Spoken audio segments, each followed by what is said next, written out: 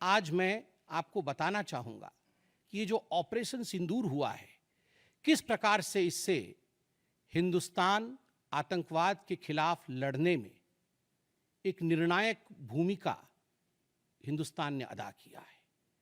आप सभी जानते हैं 22 तारीख का वो दिन, that unfortunate day on 22 of April, जब पहलगाम में 26 लोगों का नृशंस हत्या कर दिया गया था आतंकवादियों द्वारा। वह आतंकवादी जो पाकिस्तान से आए थे, वह आतंकवादी जो पाकिस्तान द्वारा प्रशिक्षित किए गए थे, आतंकवादियों द्वारा प्रशिक्षित किए गए थे। उनमें 25 भारतीय थे और एक नेपाली नागरिक था। प्रधानमंत्री श्री नरेंद्र मोदी उस समय विदेश दौरे में थे, सऊदी अरब में थे। प्रधानमंत्री नरेंद्र मोदी तुरंत भारत लौट के आते हैं और उन्होंने जनता की बात को सुना। जनता ने उस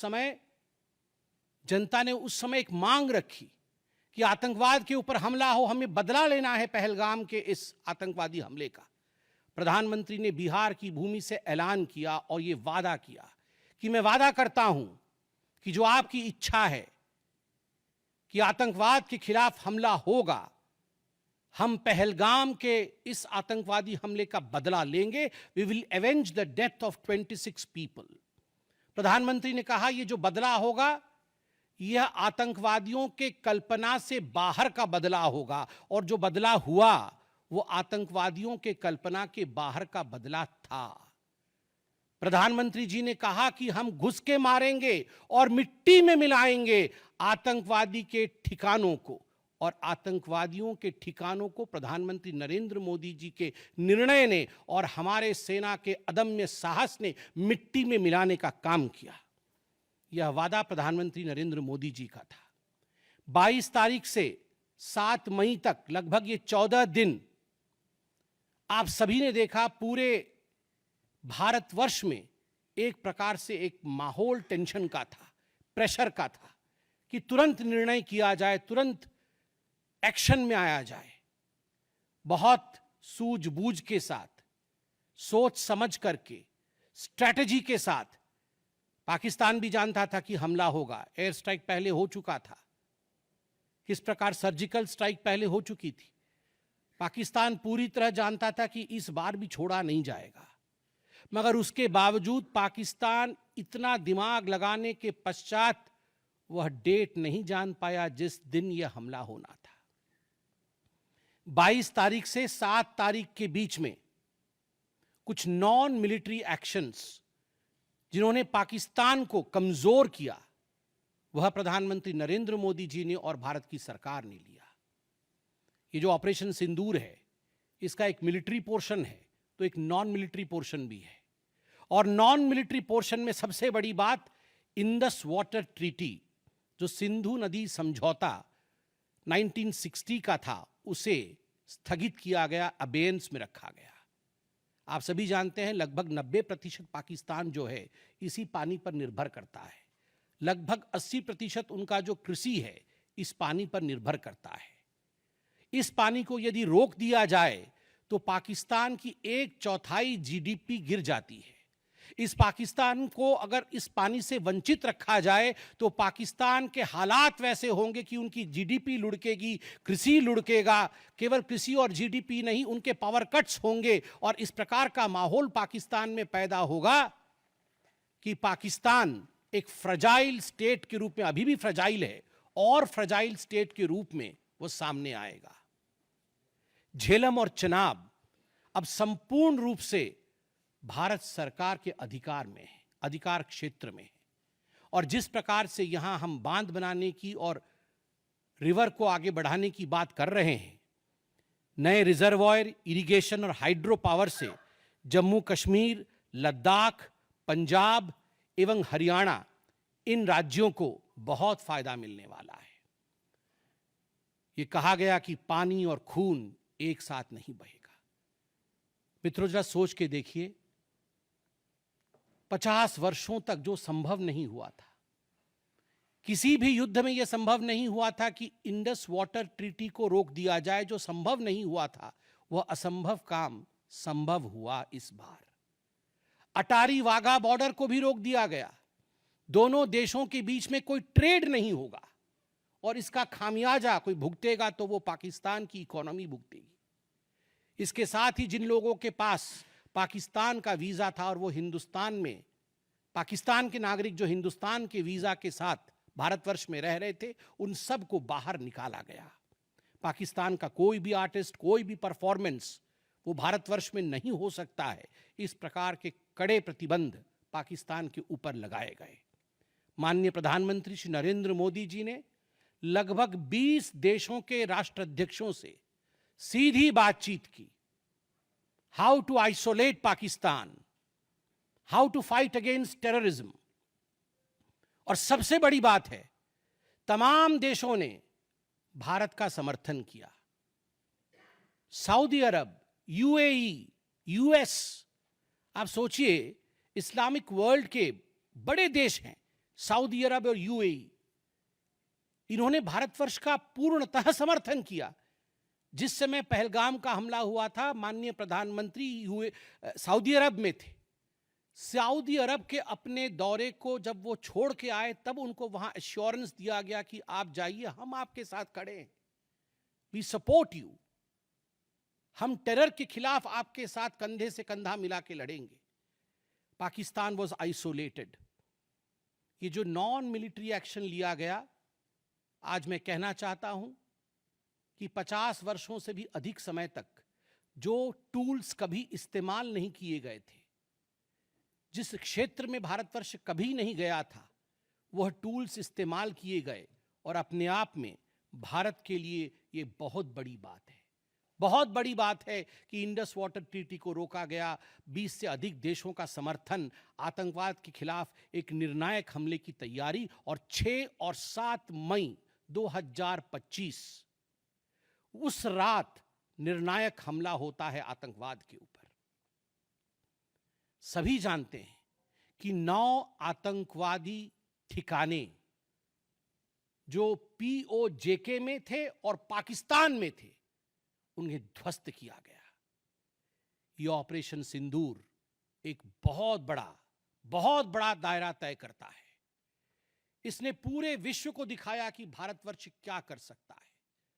ऑपरेशन सिंदूर ने दिखाया कि केवल एलओसी नहीं, इंटरनेशनल बॉर्डर के पार जाके भी भारत पाकिस्तान के अंदर किसी भी टारगेट को प्रिसाइसली उस पर हमला कर सकता है और आतंकवाद के खौफ को समाप्त कर सकता है। इस पूरे ऑपरेशन का लक्ष्य क्या था, इसे समझने की आवश्यकता है। लक्ष्य क्या था? क्या हमने लक्ष्य की पूर्ति की? What was the aim of Operation Sindoor? Did we achieve what we aimed for? क्या लक्ष्य था? नंबर 1 लक्ष्य था आतंकवादी ठिकाने जो दूर दराज इलाके में हैं पाकिस्तान में, जहां आज तक कोई नहीं पहुंच पाया, जहां आज तक पाकिस्तान के आतंकवादियों को लगता था कि वो सुरक्षित हैं, वहां तक पहुंचना यह लक्ष्य था। दूसरा लक्ष्य था आतंकवादियों को ढेर करना, मार देना। तीसरा लक्ष्य था इन टारगेटों को जमींदोज करना, उन्हें मिट्टी से मिला देना। चौथा लक्ष्य था इस पूरे काम को करते हुए कोई भी सिविलियन, उसके ऊपर किसी प्रकार से कोई इंजुरी नहीं होना। और अंतिम लक्ष्य था किसी प्रकार के मिलिट्री, जो पाकिस्तान का मिलिट्री या सैन्य बेस हो, उसके ऊपर हमला नहीं करना। अर्थात यह लड़ाई आतंकवाद के खिलाफ थी। यह लक्ष्य था ऑपरेशन सिंदूर का। This was a fight against terrorism and terrorists. क्या हम लक्ष्य को पा पाए? आप देखिए, जब यह हमला हुआ तो 9 ठिकाने ध्वस्त हुए, उनमें 5 पीओजेके में थे, पाक ऑक्यूपाइड जम्मू कश्मीर में, और 4 पाकिस्तान में थे।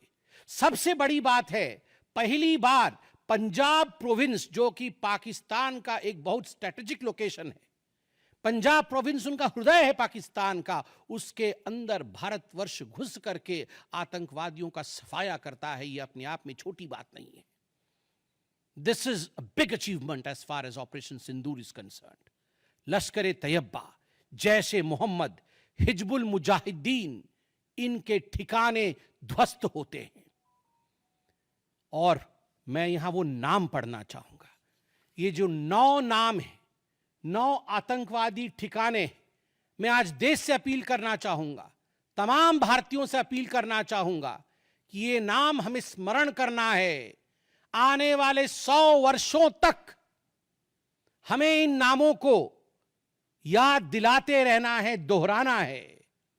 जब भी आतंकवाद सर उठाए तो हमें ये चित्र दिखाने हैं कि तुम्हारा क्या हश्र किया था ऑपरेशन सिंदूर ने, भारत की सेना ने, भारत की राजनीतिक इच्छा शक्ति ने और भारतीयों ने। इसलिए मैं नाम पढ़ना चाहूंगा। सवाई नाला कैंप मुजफ्फराबाद, जो पीओजेके में है, 30 किलोमीटर दूर है एलओसी से, उसे ठिकाना लगाया गया। लश्कर तोयबा का ट्रेनिंग सेंटर था। 20 अक्टूबर 2024 सोनमर्ग में और 24 अक्टूबर 2024 गुलमर्ग में जो आतंकी हमले हुए थे, उसमें यहां से आतंकवादी आए थे। और सबसे बड़ी बात, 22 अप्रैल 2025 को जो आतंकवादी आकर पहलगाम में हमारे नागरिकों को मार के गए थे, हमारी बहनों के माथे से जिन्होंने सिंदूर पोंछने का काम किया था, उनका प्रशिक्षण भी इसी केंद्र में हुआ था, सवाई नाला कैंप मुजफ्फराबाद। सैयदाना बिलाल कैंप मुजफ्फराबाद, ये जैसे मोहम्मद का ट्रेनिंग सेंटर था, ये दूसरा कैंप जो ध्वस्त हुआ। गुलपुर कैंप कोटली, ये एलओसी से 30 किलोमीटर दूर था, लश्कर तैयबा का बेस था। और 20 अप्रैल 2023 को पुंछ में, 9 जून 2024 को जो तीर्थ यात्री को बस में हमला करके मारने का काम किया था आतंकवादी, यहां गुलपुर कैंप से आए थे जो कोटली में है, उसे ध्वस्त किया गया। बरनाला कैंप बिरगढ़, बरनाला कैंप जो 9 किलोमीटर दूर है एलओसी से, उसे समाप्त किया गया। अब्बास कैंप कोटली जो 13 किलोमीटर दूर है एलओसी से, लश्कर तैयबा का फिदाइन सेंटर है और 15 आतंकवादियों को एक साथ ट्रेन कर सकता है, उसे ध्वस्त करके गिराया गया। सरजाल कैंप सियालकोट अंतर्राष्ट्रीय सीमा से 6 किलोमीटर दूरी पर है, इंटरनेशनल बॉर्डर से, सांभा कठुआ के सामने है। और मार्च 2025 में जम्मू और कश्मीर पुलिस के 4 जवान शहीद हुए थे, उनको मारने का काम इन्हीं आतंकवादियों ने किया था जो सरजाल कैंप से आए थे सियालकोट के। उस कैंप को ध्वस्त कर दिया गया। महमूना जाया कैंप सियालकोट, जो कि 12 से 18 किलोमीटर इंटरनेशनल बॉर्डर से दूर है, मैं एलओसी की बात नहीं कर रहा हूं, इंटरनेशनल बॉर्डर से, और हिजबुल मुजाहिदीन का अड्डा है, बहुत बड़ा कैंप है। कठुआ और जम्मू क्षेत्र में जो भी आतंकवादी गतिविधि होती है, सियालकोट के इस मजनूमा जाया कैंप से आतंकवादी भेजे जाते हैं। भारतवर्ष ने उसे ध्वस्त किया। मरकज तैयबा मुरीद के, जो कि अंतर्राष्ट्रीय सीमा से 18 से 25 किलोमीटर दूर है, 2008 के मुंबई का जो हमला हुआ था, 26/11 के नाम से जिसे हम जानते हैं, उसमें जो आतंकवादी आए थे, अजमल कसाब और डेविड हेडली, उनकी ट्रेनिंग मरकज तैयबा मुरीद के में हुआ था। और आज मैं फक्र के साथ कह सकता हूं, गर्व के साथ कह सकता हूं कि भारत की सेना ने, भारत की राजनीतिक इच्छा शक्ति ने और भारतीयों ने मरकज तैयबा मुरीद के को ध्वस्त किया है, समाप्त किया है। मरकज सुभान अल्लाह बहावलपुर इंटरनेशनल बॉर्डर से 100 किलोमीटर की दूरी पे है। विश्व में किसी ने ऐसा नहीं सोचा होगा, पाकिस्तान ने तो सपने में भी नहीं सोचा होगा कि भारत की सेना के पास, भारत की एयरफोर्स के पास और भारत के राजनेताओं के पास ऐसी इच्छा शक्ति होगी कि इंटरनेशनल बॉर्डर से 100 किलोमीटर दूर घुस के वो हमारे आतंकी अड्डे को ध्वस्त कर सकते हैं। मरकज सुभान अल्लाह, जो कि जैशे मोहम्मद का मुख्यालय था, उस मुख्यालय को भारत की वायुसेना ने ध्वस्त किया। यह कोई छोटा विषय नहीं है। यह बहावलपुर एक ऐसा स्थान है जहां यूनाइटेड स्टेट्स, यूएस भी अपने ड्रोन नहीं भेज पाया था। उस जगह पे भारत घुस के मारता है। आज का भारत, आज का नया भारत यही है। ये नाम, जो 9 नाम मैंने पढ़े, हमें याद रखने चाहिए, मगर उन नामों के साथ मैं कुछ और भी बताना चाहता हूं। जो आतंकवादी मारे गए। एक लक्ष्य था आतंक के ठिकानों को, आतंक के अड्डों को सफाई करना, ध्वस्त कर देना। दूसरा लक्ष्य था ऑपरेशन सिंदूर का, आतंकवादियों को चुन चुन कर मारना, उन्हें मिट्टी में मिलाना। 100 से अधिक आतंकवादी मारे गए, 100 से अधिक। मैं कुछ आतंकवादियों के नाम पढ़ता हूं जिनको कि हम डिस्कस करते थे डिबेट्स में, टीवी पे, यूएन में, जिनको कि यूएस ने भी कंडेम कर रखा था। मैं नाम पढ़ रहा हूं। मुदस्सर कादियान खास उर्फ मुदस्सर उर्फ अबू जुंदाल। अबू जुंदाल नाम से हम जानते थे इस आतंकवादी को, और जो लश्कर तैयबा का आतंकवादी था, वो मरकज तैयबा का जो मुरीदके में है, उसका इंचार्ज था। जब वो मरा तो उसके गार्ड ऑफ ऑनर, उसका जो जनाजा निकला, उसमें पाकिस्तान के आर्मी के अधिकारी थे, पाकिस्तान आर्मी के चीफ थे, पंजाब सीएम मरियम नवाज भी उसमें रही। आप सोचिए, ये एक सरकारी जमीन पर हुई और तमाम बड़े लोग, सरकारी लोग पाकिस्तान के उसमें शामिल हुए, जिससे कि ये सिद्ध होता है कि terror and the sponsors of terror are hand in glove together. आतंकवादी और जो आतंकवादियों को बढ़ावा देने वाले, वो एक साथ काम करते हैं। दूसरा, हाफिज मोहम्मद जमील, ये जैशे मोहम्मद का आतंकवादी है। ये ब्रदर इन लॉ, साला था मौलाना मसूर अजहर का, और इंचार्ज था मरकज सुभान अल्लाह बहावलपुर का, वह भी मारा गया। तीसरा आतंकवादी मोहम्मद यूसुफ अजहर उर्फ उस्ताद जी उर्फ मोहम्मद सलीम उर्फ घोशी साहब, जैसे मोहम्मद का नामी आतंकवादी, और यह भी मौलाना मसूद अजहर से जुड़ा हुआ था, और यह वेपन ट्रेनिंग देता था जैशे मोहम्मद का। और सबसे बड़ी बात, IC 184 के हाईजैकिंग में इसका हाथ था। IC 814 के हाईजैकिंग में इसका हाथ था, वह भी मारा जाता है। चौथा आतंकवादी खालिद उर्फ अबू अक्स का। खालिद ये लश्कर तैयबा का आतंकवादी था, फैसलाबाद में मारा गया और वहां उसका फ्यूनरल होता है। अब मैं ये तस्वीर दिखाना चाहूंगा, आप ये तस्वीर देखिए। ये तस्वीर कोई साधारण तस्वीर नहीं है, यह तस्वीर है उन आतंकवादियों का जिनका जनाजा निकला। और इस तस्वीर में मैं दिखाना चाहूंगा कि ये जो खड़ा है सामने व्यक्ति, इस व्यक्ति का नाम है, ये LET का कमांडर है, लश्कर तैयबा का कमांडर है, अब्दुल रऊफ। अब्दुल रऊफ जो खुद एक स्पेशली डेजिग्नेटेड ग्लोबल टेररिस्ट, जिसको यूएस के ट्रेजरी बेंच ने डेजिग्नेट कर रखा है, अमेरिका के ट्रेजरी बेंच ने इसे आतंकवादी घोषित कर रखा है, वह सामने खड़ा है जनाजे में। और उसके पीछे जो खड़े हैं, मैं एक एक करके नाम पढ़ता हूं। लेफ्टिनेंट जनरल फैयाज हुसैन शाह, जो कि लेफ्टिनेंट जनरल है पाकिस्तान आर्मी के। मेजर जनरल राव इमरान सरताज, जो कि मेजर जनरल है पाकिस्तान आर्मी के। ब्रिगेडियर मोहम्मद फुरकान शब्बीर, पाकिस्तान आर्मी के। Doctor Usman Anwar, IGP Punjab. और Malik Sohaib Ahmed Bharth, member of provincial assembly of Punjab. ये बड़े बड़े लोग, तथाकथित सरकार के बड़े बड़े लोग, पाकिस्तान के आतंकवादियों के जनाजा में शामिल होने आए हैं। और जनाजे को लीड कर रहा है एक आतंकवादी, डेजिग्नेटेड आतंकवादी। और आप देखिए,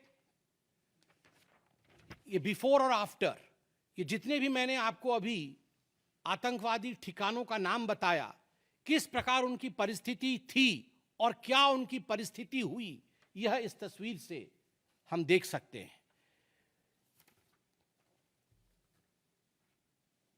तो उद्देश्य मैं बता रहा था, ऑपरेशन सिंदूर का उद्देश्य बहुत स्पष्ट था। उसका उद्देश्य था आतंकवाद के ठिकाने को ध्वस्त करना, आतंकवादियों को मारना और आतंकवाद के खिलाफ एक संदेश भेजना, और उसमें हम सफल हुए। पहली बार एक बात पूरे विश्व ने देखा कि पाकिस्तान का हर इंच भारत के पहुंच के अंदर है। कोई कोना पाकिस्तान का ऐसा नहीं है जो भारत के पहुंच से बाहर हो। और आप सोच के देखिए, पाकिस्तान का एयर डिफेंस सिस्टम फेल हो जाता है। पाकिस्तान का एयर डिफेंस सिस्टम फेल हो जाता है। जिस समय 6 और 7 के रात के बीच ये पूरी कार्यवाही हो रही थी, रफाल विमान द्वारा स्काल्प और हैमर मिसाइल्स के माध्यम से 23 मिनट के अंदर, 23 मिनट्स के अंदर एक विंडो था, जिस विंडो के अंदर ये 9 के 9 आतंकवादी ठिकाने उन्हें ध्वस्त कर दिए गए। 23 मिनट में पूरा विश्व ने देखा कि भारत क्या कर सकता है। मुझे लगता है पूरे विश्व में इस प्रकार से 23 मिनट के अंदर इतने प्रेसिशन के साथ आतंकवादी ठिकानों पर हमला किसी देश ने पहले किया होगा। और जब यह पूरा एक्सरसाइज समाप्त हुआ, उसके बाद जब हमारे एमईए ने, हमारी आर्मी ने प्रेस कॉन्फ्रेंस किया, तो उसमें कुछ 4 शब्द बहुत महत्वपूर्ण थे। वो 4 शब्द हैं: controlled, precise, measured, non escalatory. हमने ये जो 9 अड्डे ध्वस्त किए, वो कंट्रोल्ड तरीके से ध्वस्त किए। प्रिसाइज, कोई सिविलियन अड्डा या कोई मिलिट्री टारगेट नहीं था, प्रिसाइज टारगेट था, आतंकवादी ठिकाने, उनको ध्वस्त कर दिए। मेजर्ड, जितना ध्वस्त करना था उतना ध्वस्त किया, उसके अगल बगल के किसी स्ट्रक्चर को ध्वस्त नहीं किया। जहां आतंकवादी थे उनके ठिकाने में घुस के उनको मार के निकले। और नॉन एस्केलेटरी मतलब युद्ध को बढ़ाने वाला नहीं, नॉन एस्केलेटरी, क्योंकि the primary escalation was Pahalgam. जो मूल एस्केलेशन था वो 22 अप्रैल को पहलगाम में पाकिस्तान ने किया था। हमने रिएक्ट किया नॉन एस्केलेटरी। ये 4 शब्द अपने आप को परिभाषित करते हैं कि ऑपरेशन सिंदूर का लक्ष्य क्या था। ऑपरेशन सिंदूर का जो लक्ष्य था, ऑपरेशन सिंदूर ने उसे 100% पूर्ण किया, 100% पूर्ण किया। इसलिए आज हिंदुस्तान, भारतवर्ष गर्व के साथ कह सकता है कि ऑपरेशन सिंदूर एक ऐसा ऑपरेशन था जो 100% सक्सेसफुल था। और जितने हमारे जाबाज पायलट्स गए थे राफेल के साथ, उतने लौट के आए और आतंकवादी ठिकानों को ध्वस्त करके आए, और किसी सिविलियन को नहीं मारा, किसी मिलिट्री बेस को नहीं मारा। मगर दुखद है, जैसा कि पाकिस्तान से एक्सपेक्टेड है, पाकिस्तान उसके पश्चात रिटेलिएशन करता है, पाकिस्तान अपने ड्रोन्स इत्यादि भेजता है, मगर भारत की सिस्टम ने पाकिस्तान के इन ड्रोन्स को, इन मिसाइल्स को हवा में ही समाप्त कर दिया। और सबसे बड़ी बात है, एयर डिफेंस सिस्टम लाहौर का 7 और 9 तारीख के बीच लाहौर के एयर डिफेंस सिस्टम को समाप्त करने का काम हिंदुस्तान ने किया। और 9 और 10 तारीख के बीच, 9 मई और 10 मई के बीच 11 एयर बेसेस को, पाकिस्तान के 11 एयर बेसेस को ध्वस्त करने का काम भारतवर्ष ने रिटेलिएशन में किया। जब पाकिस्तान ने भारतवर्ष के ऊपर एस्केलेशन किया, तो भारतवर्ष ने 11 एयर बेसेस को समाप्त किया। इन एयर बेसेस के नाम भी हमें याद रखने चाहिए। तमाम भारतीयों को वो 9 नाम आतंकवादी ठिकाने याद रखने चाहिए, स्मरण होना चाहिए। और ये जो 11 एयरबेस हैं, हिंदुस्तान अपने पर आ जाए तो क्या कर सकता है अपने लोगों को बचाने के लिए। ये 11 नाम भी मैं पढ़ता हूं। नूर खान, ये नूर खान वह एयरबेस है जहां पर एयर टू एयर रीफ्यूएलिंग करने की क्षमता है। हवा में उड़ रही हो अगर आपका विमान, तो एयर टू एयर रीफ्यूएलिंग यही नूर खान से हो सकती है। जब भारत ने नूर खान को ध्वस्त किया, तो जो जहाज थे पाकिस्तान के, उनके पास वो क्षमता नहीं रही कि वो हवा में अधिक समय तक युद्ध कर सके, उन्हें नीचे उतरना ही पड़ा। नूर खान, रफीकी, मुरीद, सुक्कूर, सियालकोट, पसरूर, चुनियान, सरगोदा, स्कारू, भुलारी और जकोबाबाद, ये तमाम मैं फोटोज लेके आया हूं। जकोबाबाद का ये फोटो देखिए, क्या था पहले और क्या हुआ बाद में, क्या था पहले और क्या हुआ बाद में, आप देख सकते हैं। परखच्चे उड़ गए। यह है प्रिसीशन ऑफ इंडियाज अटैक। तमाम फोटो हैं यहां पे, किस प्रकार से हमने एक एक करके उनके एयर बेसिस को समाप्त किया। आप देख सकते हैं सारे एयर बेसिस के हम फोटो लेके आए हैं, जकोबाबाद से लेके बाकी तमाम। क्योंकि आपने ये सब देखा हुआ है, मैं अधिक समय नहीं लूँगा। आर्मी ने आपको दिखाया है, डीजीएमओज ने आपको दिखाया है, इसलिए मैं इसको आपको दिखा के दोबारा I would not like to take much time, but मैं रिमाइंड करना चाहूँगा कि 11 एयर बेसिस को हमने ध्वस्त किया। और इसमें एक बड़ा विषय है, पहली बार विश्व में किसी देश ने एक न्यूक्लियर कंट्री के अंदर घुस करके उनके एयर बेसिस को समाप्त करने का काम किया। पाकिस्तान एक न्यूक्लियर कंट्री है, उसके अंदर घुस करके उनके एयर बेसिस को 20% पाकिस्तान के एयरफोर्स के इंफ्रास्ट्रक्चर को भारतवर्ष ने नाकाम कर दिया। 20% of PAF's infra was destroyed by India. Just imagine, एक न्यूक्लियर कंट्री है, उसमें घुसकर मारना, यह अपने आप में पूरे विश्व में पहला इंस्टेंस है। और भुलारी एयरबेस में 50 PAF पाकिस्तान एयरफोर्स के जवान मारे गए, जिसमें स्क्वाड्रन लीडर उस्मान यूसुफ भी मारे गए।